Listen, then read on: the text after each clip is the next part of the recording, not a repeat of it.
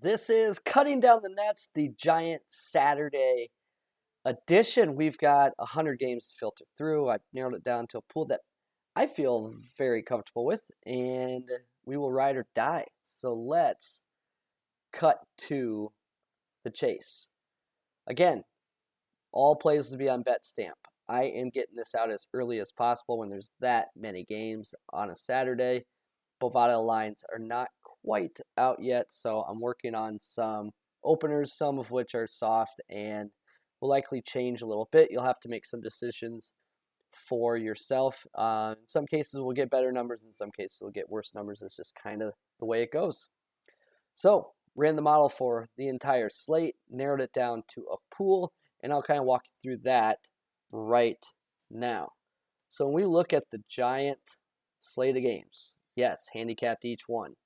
And the way it works is, my model had St. Joe's by 2.05 points. Line came out as 2, so that's an off. So what I've done is I've just filtered out all the offs on a slate like this and carried over my pool onto a separate tab. So we'll kind of be working from top to bottom. So efficiency model has Corpus Christi by 14 points, and the line is Nebraska-Omaha by 1. Now, these teams have played far different schedules, but the whole point is that efficiency is adjusted for opponent. So I am going to go to Texas A&M, Corpus Christi there. UMass at North Texas. Model has North Texas by 13. North Texas has not only been defending the 3-point, but also limiting it. And UMass likes to shoot the 3, takes a large percent of their shots from deep. So it's a data play, and I have some matchup backup there too, which I like. Arizona at Illinois. Look, I don't know what number could have been put out there where I'm like, yeah, I think that's too high for Arizona. I'm high on them.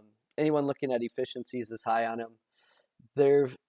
They've not only been elite, they've been extremely consistent. Their defensive efficiency has been between 73 and 83 in about every game.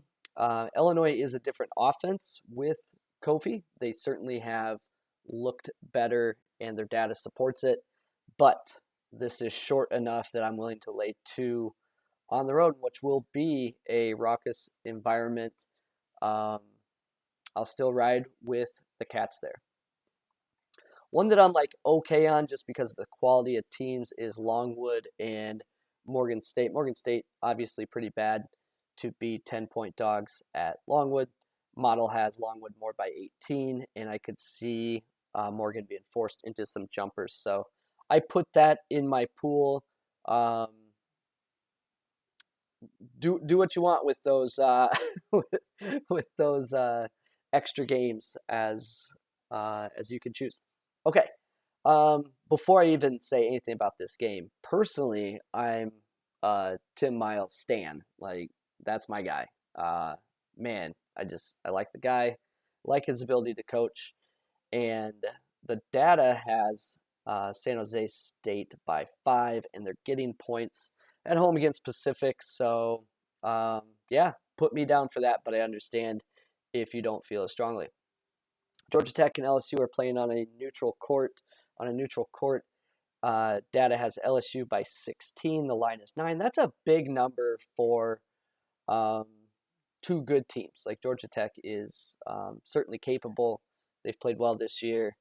LSU with the defense, trend or mirage, it's shown up every single game, and actually their offense has not been like an LSU offense, and obviously they lost a lot of firepower, but they're getting it done with their defense, which is interesting because it's so far different than what we've seen out of LSU teams. So I do like LSU inside.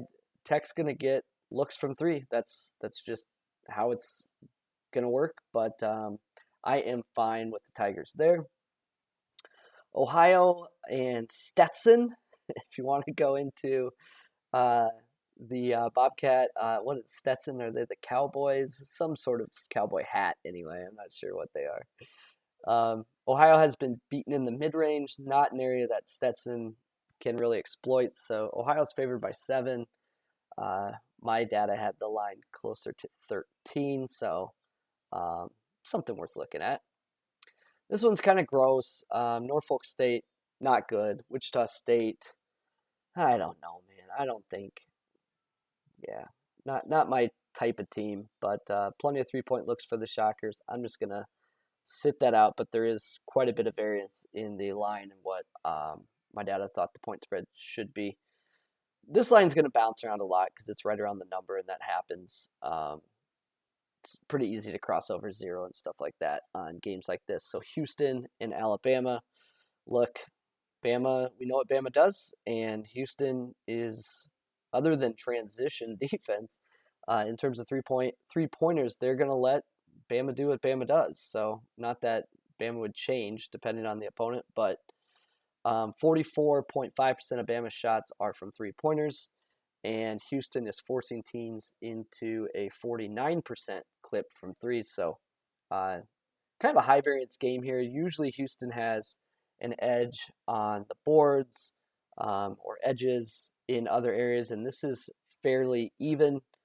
Just overall, Houston slightly more efficient. So I have Houston by 4.5 points, and they are short underdogs here.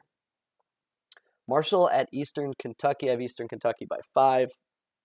Game is a pick'em.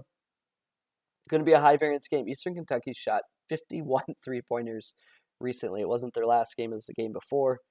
And forget which is which, but one of these teams is the 4th fastest in the country. One is the 7th fastest in the country.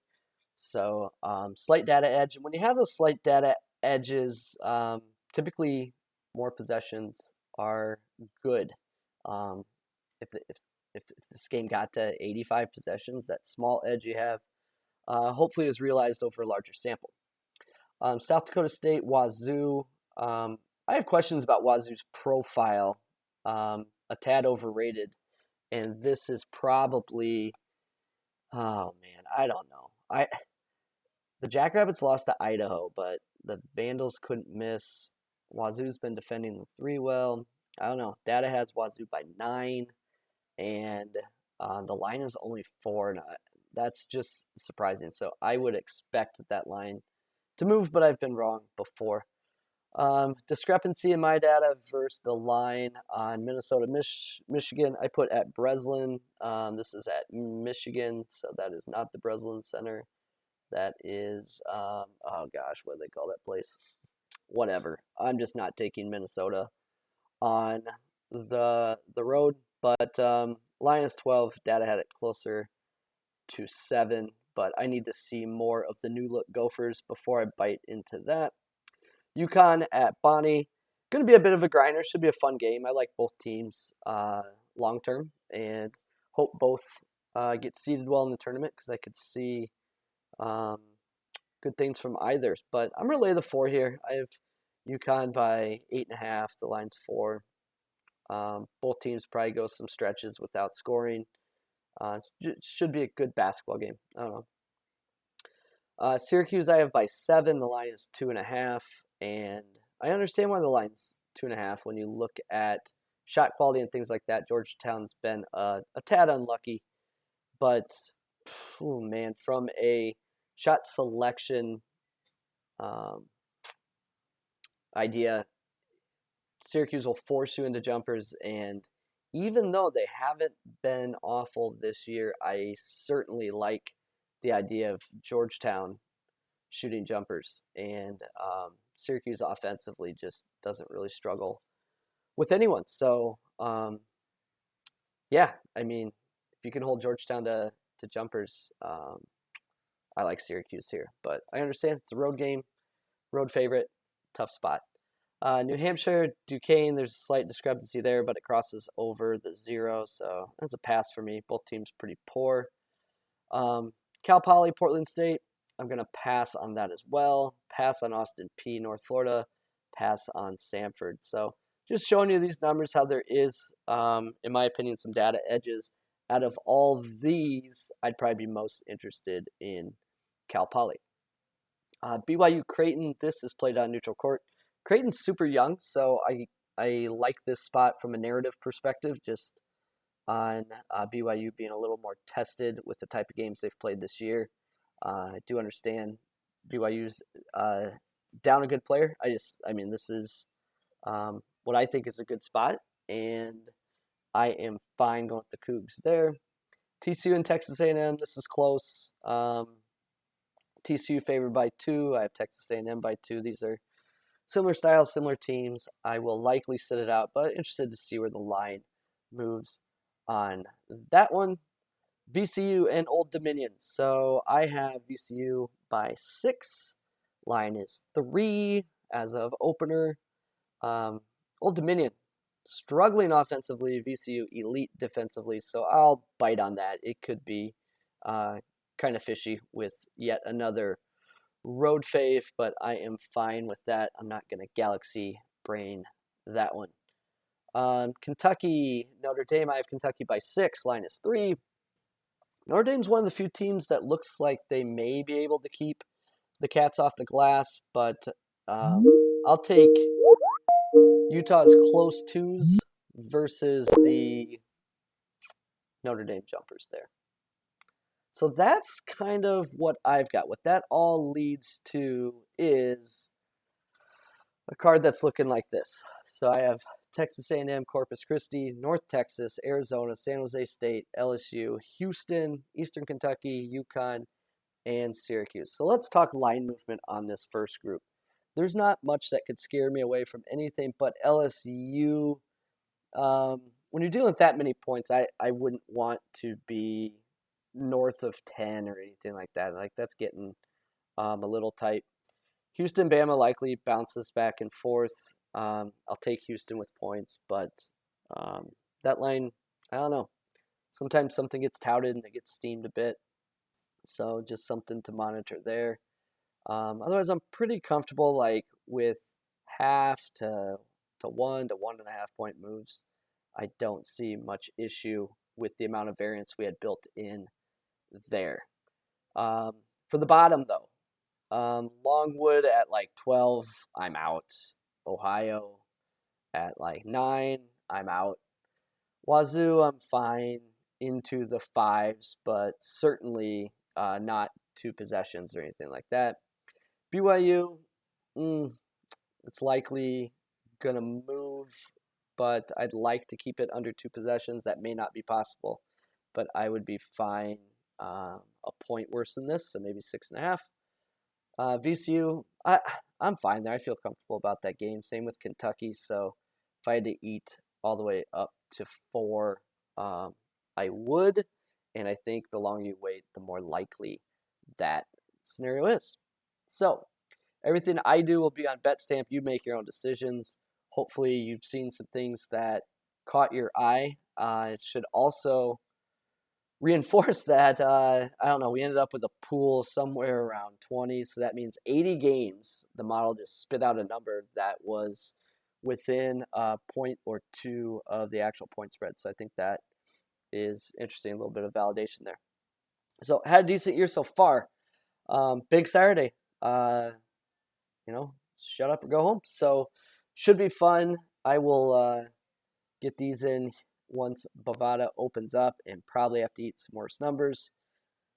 Don't sweat the closing line value stuff. Obviously, you want to beat the closing line, but it's hard to predict. Sometimes lines are moving, in my opinion, the absolute wrong way. They're moving away from Ken Pom. Just means that someone with influence was on a game, and people just blindly follow that into the depths of the sun, no matter what the number is. They just have a team in mind and not the number. So just something to note there. This is it, man. College basketball is in full swing now. I mean, the only thing competing with it is an Army-Navy football game for this weekend, right? That's it. All right, man. Thanks for stopping by, cutting down the nets. Good luck on this fine Saturday.